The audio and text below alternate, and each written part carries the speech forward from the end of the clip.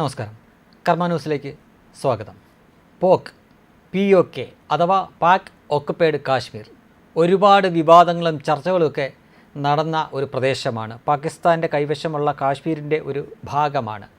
ഇത്ര നാളും പാകിസ്ഥാൻ്റെയാണ് എന്ന് അവകാശപ്പെട്ടുകൊണ്ടിരുന്ന സ്ഥലം.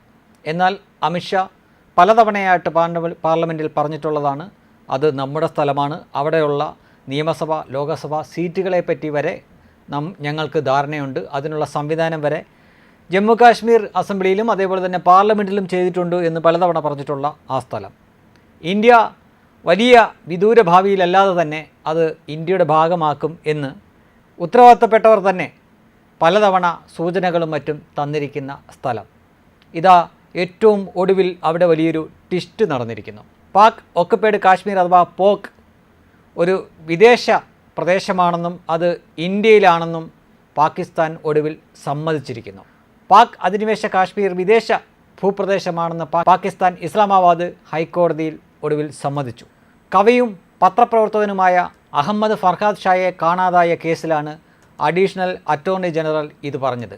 ഷാ POKയിൽ പോലീസ് കസ്റ്റഡിയിലാണെന്ന് അദ്ദേഹം വ്യക്തമാക്കി.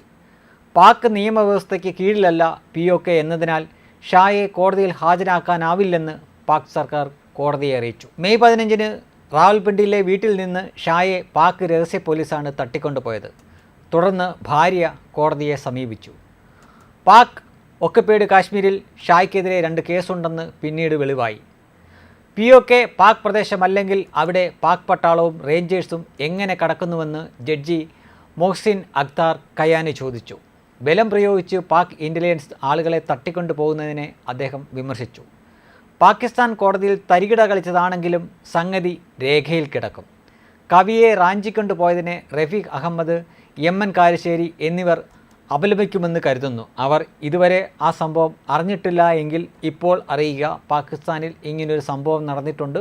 അടുത്ത ചാനൽ ചർച്ചയിൽ നിങ്ങൾ ആരെങ്കിലും അതിനെ അപലപിക്കും എന്ന് പ്രതീക്ഷിക്കുന്നു. ഒരു തമാശ കൂടിയുണ്ട്. പാകിസ്ഥാനിലുമുണ്ട് ഒരു മനുഷ്യാവകാശ കമ്മീഷൻ. അവർ ഇതിൽ നല്ല വൃത്തിയായിട്ട് അപലപിച്ചിട്ടുണ്ട്. പക്ഷേ മറ്റു പല കേസുകളിലും അവർ അറിയാറ് പോലുമില്ല. ഉദാഹരണത്തിന് അവിടെ നിരന്തരമായിട്ട് ക്രിസ്ത്യാനികൾക്കെതിരെ വലിയ ആക്രമണങ്ങൾ നടക്കുന്നുണ്ട്. അവരുടെ വീടുകൾ കൊള്ളയടിക്കുന്നു, വീടുകൾ കത്തിക്കുന്നു. ഈ അടുത്ത കാലത്ത് പോലും നടന്നു. ശ്രീലങ്കയിലെ ഒരു പാവപ്പെട്ട ഒരു കമ്പനിയുടെ മാനേജർ, അയാൾ പാകിസ്ഥാനിലായിരുന്നു ജോലി ചെയ്തിരുന്നത്. അയാൾക്ക് മനസ്സറിവ് പോലും ഇല്ലാത്ത ഒരു കാര്യത്തിന് അയാൾ അവിടെ അതിക്രൂരമായ രീതിയിൽ കൊല്ലപ്പെടുകയുണ്ടായി. ആ സംഭവങ്ങളിലൊന്നും ഈ പറയുന്ന മനുഷ്യാവകാശ കമ്മീഷൻ ഒന്നും മിണ്ടിയിട്ട് പോലുമില്ല. പക്ഷേ ഇത് കേസ് വേറെയാണല്ലോ. തട്ടിക്കൊണ്ട് പോകപ്പെട്ട ആളുടെ പേര് അത് അവിടുത്തെ ഭൂരിപക്ഷ മതസ്ഥനാണല്ലോ. അപ്പോൾ അത്തരമൊരു കേസിൽ അവിടെയുള്ള മനുഷ്യാവകാശ കമ്മീഷൻ അപലപിച്ചില്ലെങ്കിൽ പിന്നെ ആരാണ് അപലപിക്കേണ്ടത്? എന്തായാലും ആ കേസിൻ്റെ മെറിറ്റും ആ കോടതിയിലെ തരികിടകളും ഒക്കെ എന്തെങ്കിലും ആയിക്കോട്ടെ. പക്ഷേ അവർ ആ കേസ് ജയിക്കാൻ വേണ്ടിയിട്ടാണെങ്കിലും അവിടുത്തെ കോടതിയിൽ സമ്മതിച്ച ഒരു കാര്യമുണ്ട്. പാക് ഒക്കുപൈഡ് കാശ്മീർ എന്ന POK അത് പാകിസ്ഥാൻ്റെ അല്ല, അതൊരു വിദേശ രാജ്യത്തുള്ള സ്ഥലമാണ്. അതിനാൽ ഞങ്ങൾക്ക് അവിടെ ഇടപെടാൻ പറ്റില്ല എന്നാണ് ഈ തട്ടിക്കൊണ്ടുപോകലിനെ ന്യായീകരിക്കാൻ വേണ്ടിയിട്ട് കോടതിയിൽ വക്കീൽ സമർത്ഥിച്ചത്.